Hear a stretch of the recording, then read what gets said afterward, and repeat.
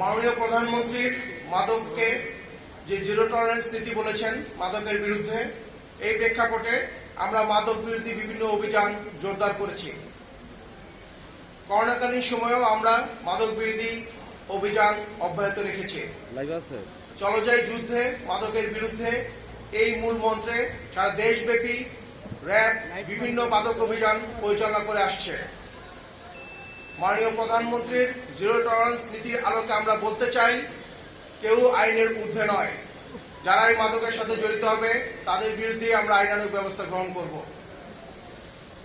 আপনারা জানেন, গত ৩রা আগস্ট ২০২১ তারিখ রাতে রাজধানীর বসুন্ধরা এলাকা হতে মিশু হাসান ও জিসানকে র্যাব গ্রেফতার করতে সক্ষম হয়। গ্রেফতারকৃতদের জিজ্ঞাসাবাদে প্রাথমিকভাবে আমরা জানতে পারি, রাজধানীর গুলশান, বাড়িধারা ও বনানী সহ বিভিন্ন এলাকায় পার্টি ডিজে পার্টির নামে বিভিন্নভাবে অনৈতিক কার্যক্রম পরিচালিত হয়। ফলশ্রুতিতে র্যাব গোয়েন্দা নজরদারি বৃদ্ধি করে।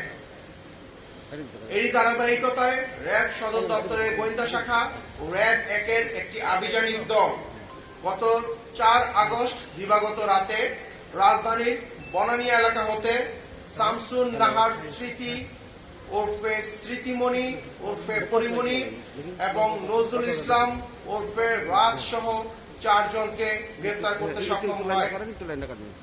উদ্ধার করা হয় একটি মিনিবার, পরিচালনা করার বিভিন্ন সরঞ্জামাদি সহ বিভিন্ন বিদেশি মদ ও মদের বোতল সহ ইয়াবা, সীসা, এলএসডি, আইস। প্রাথমিক জিজ্ঞাসাবাদে গ্রেফতারকৃতদের কাছ থেকে চাঞ্চল্যকর তথ্য উদ্ধার করা হয়। গ্রেফতারকৃত শামসুন নাহার স্মৃতি ওরফে স্মৃতিমণি ওরফে পরিমণিকে জিজ্ঞাসাবাদে জানা যায়, পিরোজপুরের একটি কলেজ হতে এইচএসসি অধ্যয়নরত অবস্থায় ওনার ঢাকায় আগমন ঘটে। ২০১৪ সালে তিনি প্রথম একটি ছবির মাধ্যমে চিত্রজগতে অন্তর্ভুক্ত হন। তিনি এই পর্যন্ত ৩০টি সিনেমা সহ ৫ থেকে ৬টি টিভিসিতে অংশগ্রহণ করেছেন। পিরোজপুর থেকে ঢাকায় এসে চিত্রজগতে দৃঢ় অবস্থানের পিছনে তিনি জানান, নজরুল ইসলাম ওরফে রাজের একটি গুরুত্বপূর্ণ ভূমিকা ছিল। গ্রেফতারকৃত পরিমণি ২০১৬ সাল হতে অ্যালকোহলে আসক্ত হয়ে পড়েন। তার ফ্ল্যাট হতে বিভিন্ন ব্র্যান্ডের বিদেশি মদ উদ্ধার করা হয়। তিনি নিয়মিত অ্যালকোহল সেবন করতেন এবং মাত্রাতিরিক্ত অ্যালকোহল সেবনের চাহিদা মেটানোর জন্য তিনি নিজের ফ্ল্যাটে একটি মিনি বার স্থাপন করেন। এছাড়া তিনি তার বারে বিভিন্ন সময় পার্টি সহ বিভিন্ন ডিজে পার্টির আয়োজন করতেন। তার এই মিনি বারে বিভিন্ন সময় নজরুল ইসলাম, রাজ সহ বিভিন্ন ব্যক্তিদের যাতায়াত ছিল। তার এই মিনিবারে অ্যালকোহল সাপ্লাই সহ বিভিন্ন সহযোগিতা করে আসত নজরুল ইসলাম ও ফেরাজ। গ্রেফতারকৃত নজরুল ইসলাম ও ফেরাজকে জিজ্ঞাসাবাদে জানা যায়, সে ১৯৮৯ সালে খুলনার একটি মাদ্রাসা থেকে দাখিল সম্পন্ন করেন। পরবর্তীতে ঢাকায় গ্র্যাজুয়েশন সম্পন্ন করে বলে তিনি দাবি করেন। অতঃপর সে বিভিন্ন ব্যবসা বাণিজ্য ও ঠিকাদার কার্যক্রম শুরু করেন। পাশাপাশি শোবিজ জগতেও তার অনুপ্রবেশ শুরু হয়। তিনি রাজ মাল্টিমিডিয়া নামে একটি মাল্টিমিডিয়ার স্বত্বাধিকারী। তিনি বিভিন্ন নাটক প্রযোজনা সহ বিভিন্ন শোবিজ অঙ্গনে বিভিন্ন প্রযোজনা করেছেন। ব্যবসায়িক জগৎ ও চিত্র জগৎ এই দুই ক্ষেত্রে সংযোগ থাকায় তিনি ব্যক্তিগত স্বার্থ চরিতার্থে তিনি উদ্দেশ্যপ্রণোদিতভাবে নিজের অবস্থানকে অপব্যবহার করেছেন। গ্রেফতারকৃত মোহাম্মদ নজরুল ইসলাম ওরফে রাজ ইতিপূর্বে গ্রেফতারকৃত মিশু হাসান ও জিসানের সহযোগিতায় ১০-১২ জনের একটি সিন্ডিকেট গড়ে তুলেছিল। উক্ত সিন্ডিকেটটি রাজধানী ঢাকার বিভিন্ন অভিজাত এলাকায়, বিভিন্ন গুলশান, বাড়িধারা সহ বিভিন্ন এলাকায় পার্টি সহ ডিজে পার্টির আয়োজন করত। ওই সকল পার্টিতে বিভিন্ন অনৈতিক কার্যক্রম সহ মাদক সেবন সহ বিভিন্ন কার্যক্রম পরিচালিত হতো। উক্ত পার্টিতে অংশগ্রহণকারীদের কাছ থেকে বিভিন্ন অর্থে বিভিন্ন পরিমাণে অর্থ সংগ্রহ করা হতো। এরই মাধ্যমে এই সিন্ডিকেটের সদস্যরা বিপুল পরিমাণ অর্থের মালিক হয়ে যায়। তাদের এই প্রতিটি পার্টিতে 15 থেকে 20 জন সদস্য অংশগ্রহণ করত এবং এইসব সিন্ডিকেটে থেকে যাদেরকে তারা বিভিন্ন ব্যক্তিবর্গদের তারা বিদেশে প্লেজার ট্রিপ সহ বিভিন্ন ট্রিপের আয়োজন করত। এই পার্টি আয়োজনের ক্ষেত্রে আগত ব্যক্তিদের চাহিদা ও পছন্দ অনুযায়ী পার্টি সমূহে বিভিন্ন ব্যক্তিবর্গকে পাঠানো হতো। গ্রেপ্তারকৃত মোহাম্মদ নজরুল ইসলাম ওরফে রাজ এর সিন্ডিকেট সামাজিক যোগাযোগ মাধ্যমের অপব্যবহার করেছে। তাদের সুদূর পরিকল্পনায় অগ্রসর হয়ে এবং নিজেদের বিভিন্ন স্বার্থ চরিতার্থে তারা এই ধরনের কাজ করত বলে জানায়। গ্রেপ্তারকৃত রাজ মাল্টিমিডিয়ার কার্যালয়টি অনৈতিক কাজে ব্যবহৃত হতো। গ্রেপ্তারকৃত রাজ জানায় সে এই জাতীয় অবৈধ আয় হতে অর্থের নামে বেনামে বিভিন্ন ব্যবসা আমদানি, ড্রেজার, বালু ভরাট ও ঠিকাদারি ও শোবিজ জগতে বিভিন্নভাবে উনি বিনিয়োগ করেছেন। তিনি বর্ণিত ব্যবসায় কয়েকজন অবৈধ অর্থের যোগানদান সম্পর্কে আমাদেরকে তথ্য দিয়েছেন। গ্রেপ্তারকৃতদের ব্যবসায়িক কাঠামোতেও অস্বচ্ছতা রয়েছে। গ্রেপ্তারকৃতদের বিরুদ্ধে আইনানুগ ব্যবস্থা প্রক্রিয়াধীন। ধন্যবাদ।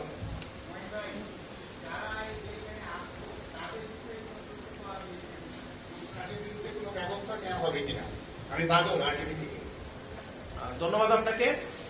প্রাথমিক জিজ্ঞাসাবাদে আমরা বেশ কিছু গুরুত্বপূর্ণ তথ্য পেয়েছি। এই সকল পার্টি বা ডিজে পার্টিতে কারা অংশগ্রহণ করতেন এবং কারা বিভিন্নভাবে অনৈতিক কাজে লিপ্ত হতেন এই সংক্রান্ত আমরা বিভিন্ন তথ্য পেয়েছি।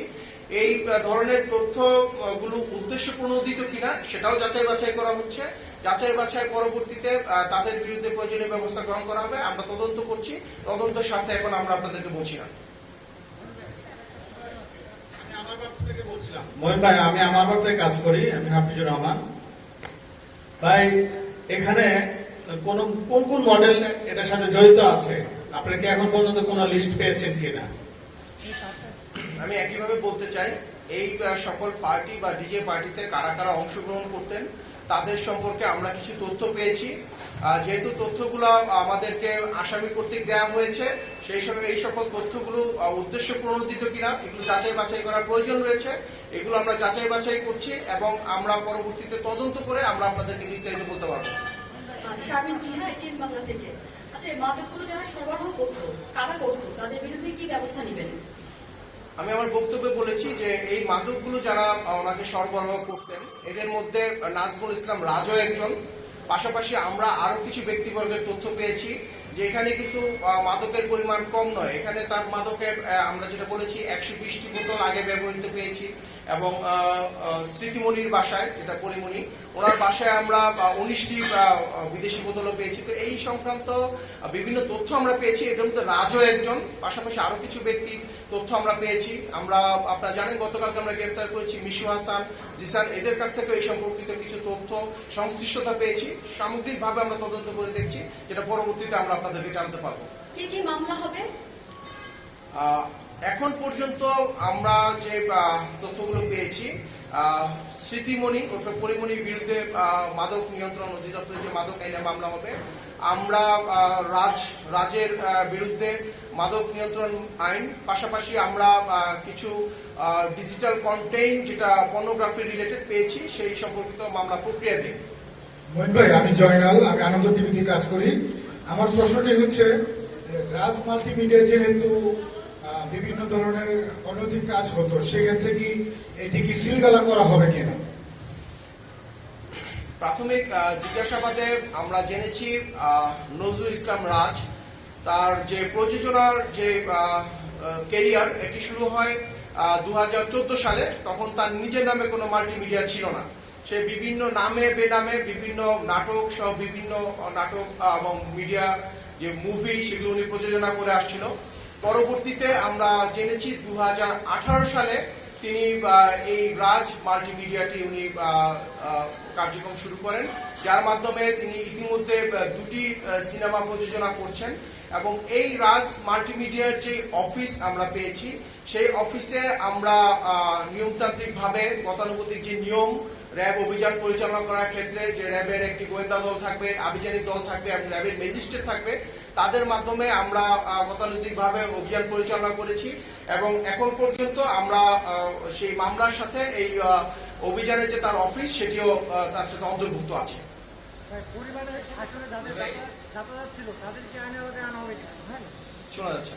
পরিমণির আসলে যাতায়াত ছিল তাদের আইনের আওতায় আনা হবে কিনা? আমরা শুনতে পাই না। ভাই আমার একটা প্রশ্ন ছিল, আমি লিটন হায়দার, আমি বিডি নিউজে আছি। জি ভাই সরি, আমি একটু জানতে চাচ্ছিলাম, সেটা হচ্ছে যে আপনি বলেছেন যে পরিমণি উনি 2016 সাল থেকে মাদকাসক্ত, মানে মদের প্রতি তার একটা আসক্তি আছে।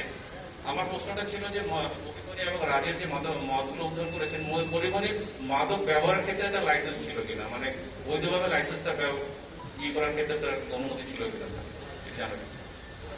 আমরা পরিমণির এই অভিযান যে পরিচালনা করেছি, একইভাবে যেটা আমি বলছিলাম, একটি আইন সিদ্ধভাবে গতানুগতিক নিয়ম অনুযায়ী আমরা তার এখানে অভিযান পরিচালনা করেছি। আমাদের এখানে গোয়েন্দা দল ছিল, র্যাবের আভিযানিক দল ছিল, ম্যাজিস্ট্রেট ছিল।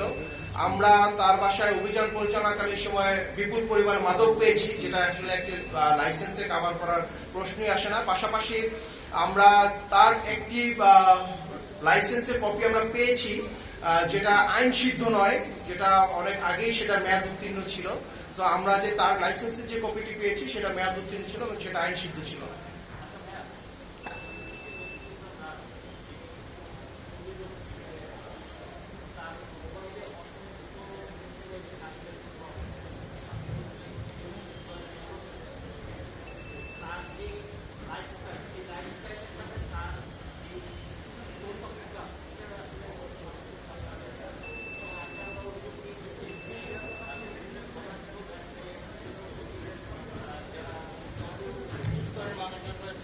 তাদেরকে টার্গেট করে তাদের কাছে এই ধরনের এই যে উঠতি বয়সী যে নারী আছে তাদেরকে এভাবে বিভিন্ন কাজে, অনৈতিক কাজে ব্যবহার করতে, এটা আসলে কতটুকু সত্যতা পেয়েছে? ধন্যবাদ আপনাকে। আপনার মতো আমরাও বিভিন্ন সামাজিক যোগাযোগ মাধ্যমে, বিভিন্ন গণমাধ্যমে শুনেছি যার বিভিন্ন অনৈতিক কার্যকলাপের কথা। পাশাপাশি সে ব্যবসার সাথে তার শ্রমিক অঙ্গনকে সে সম্মিলিতভাবে সে বিভিন্ন অনৈতিক কার্যক্রম পরিচালিত করে আসছিল। সে বিভিন্ন ব্যক্তিবর্গকে, যারা উচ্চাকাঙ্ক্ষী ছিল, যারা উচ্চবিলাসী ছিল, তাদেরকে মিডিয়া জগতে পপুলার করার ক্ষেত্রেও তার অনেক অবদান ছিল। এই কাজটি সে কিছু কিছু ক্ষেত্রে নৈতিকভাবে এবং অনৈতিকভাবে করেছে, এই সম্পর্কিত আমরা তথ্য পেয়েছি। পাশাপাশি তাকে জিজ্ঞাসাবাদেও আপনার যে বক্তব্য সেই অনুযায়ী তাকে জিজ্ঞাসাবাদেও আমরা বিভিন্ন তথ্য পেয়েছি, যে বিভিন্ন উঠতি বয়সী যারা নিজেদেরকে সফল হতে চায় বা উচ্চাকাঙ্ক্ষী যারা মিডিয়া জগতে নিজের অবস্থান তৈরি করতে চায়, তাদেরকে সে তাদের স্বার্থ চরিতার্থে সে সহযোগিতা করেছে, এরকম বিভিন্ন তথ্য আমরা পেয়েছি। পাশাপাশি আমরা তার কাছ থেকে যে ডিজিটাল কন্টেন্ট জব্দ করেছি, সেখানে আমরা যেটা আমরা আপনাকে বলেছি যে তার বিরুদ্ধে আমরা ডিজিটাল পর্নোগ্রাফি অ্যাক্টে তার বিরুদ্ধে মামলা প্রক্রিয়া দিই। বিভিন্ন ধরনের অবৈধ বা অনৈতিক কিছু আমরা ভিডিও বা কিছু কন্টেন্ট পেয়েছি, যেটা আমাদের তদন্তের সাথে এখন আমরা আপনাদেরকে বলছি না, বাট তার এই সকল যে কৃতকর্ম বা অনৈতিক কার্যক্রম, এগুলোর বিরুদ্ধে আমরা আইনানুগ ব্যবস্থা নিচ্ছি এবং এগুলো সবকিছুই আমরা মামলার আওতায় নিয়ে আসছি। মঈন ভাই, আপনি বলেছেন যে জিসান, নজরুল, মিশুর নেতৃত্বে 10 থেকে 12 জন একটি সিন্ডিকেট তৈরি করেছে, যারা হচ্ছে রাজধানীর আবিজাত এলাকায় পার্টি করে, এখানে বিভিন্ন জনকে নিয়ে যাওয়া হয়, এটার মাধ্যমে অর্থ উপার্জন হয়। এই পার্টির যেই নারীরা থাকে তাদের মধ্যে পরিমণি, পিয়াসা এবং মৌয়াদ থাকে কিনা এই সিন্ডিকেটের সেই সব পার্টি? আমরা তাদেরকে যেটি বলতে চেয়েছি সেটা হচ্ছে যে আমরা অনেকের প্রশ্ন থাকতে পারে যে আমরা এখানে কেন অভিযান চালালাম। আমাদের মেইন সূত্রটি ছিল, আমরা গত 3রা আগস্ট যে জিসান এবং মিশু হাসানকে গ্রেপ্তার করেছি, তাদের কাছ থেকে সুনির্দিষ্ট অভিজাত এলাকার কিছু সুনির্দিষ্ট বারের সন্ধান পেয়েছি, কিছু ফ্ল্যাটের সন্ধান পেয়েছি, যেখানে অবৈধ ভাবে মিনি বারের মাধ্যমে অবৈধ কার্যক্রম পরিচালনা করে আসছিল, মাদক নেওয়া হচ্ছিল এবং বিভিন্নভাবে ডিজে সহ বিভিন্ন পার্টির আয়োজন করা হচ্ছিল। এর মধ্যে আমরা এই সূত্র ধরেই আমরা এই অভিযান পরিচালনা করছি। পাশাপাশি আমরা আরো কিছু যে বার বা কিছু ফ্ল্যাটের সন্ধান আমরাও পেয়েছি, সেগুলো তথ্যগুলো আমরা যাচাই বাছাই করছি এবং সেগুলো তথ্য অনেক ক্ষেত্রেই উদ্দেশ্য প্রণোদিত হয়ে থাকতে পারে। আমরা এই তথ্যগুলো যাচাই বাছাই করে পরবর্তীতে আমরা অভিযান পরিচালনা করব।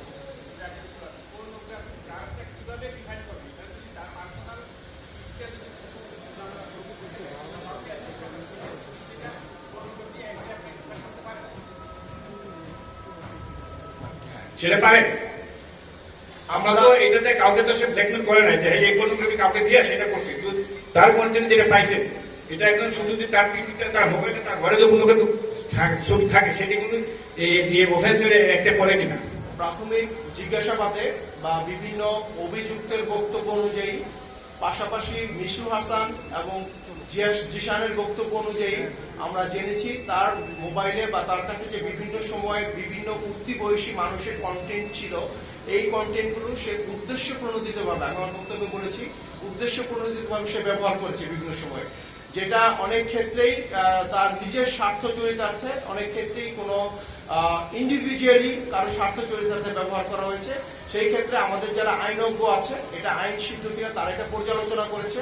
এই পর্যালোচনার প্রেক্ষিতে আমরা তাদের বিরুদ্ধে এই অভিযোগ থানায় উপস্থাপনের মাধ্যমে তাদের বিরুদ্ধে মামলা দায়ের করা হবে। পার্টিকুলারলি পরিমণিটা তো আপনার একটা ভিকটিম লাগবে, এরকম ভিকটিম পাইছেন আপনারা? পরিমণিরটা ভিকটিম লাগবে কি জন্য? এটা যদি কোনো কাছে পড়ে, আমরা পরিমণির বিরুদ্ধে কোনো পর্নোগ্রাফি অ্যাক্ট বলা হয়নি। পরিমণির বিরুদ্ধে বলা হয়েছে মাদক নিয়ন্ত্রণ অধিদপ্তরের যে আইন, সেটা অনুযায়ী মামলা দায়ের করা হচ্ছে। থ্যাংক ইউ ভাই, থ্যাংক ইউ। আর কিছু?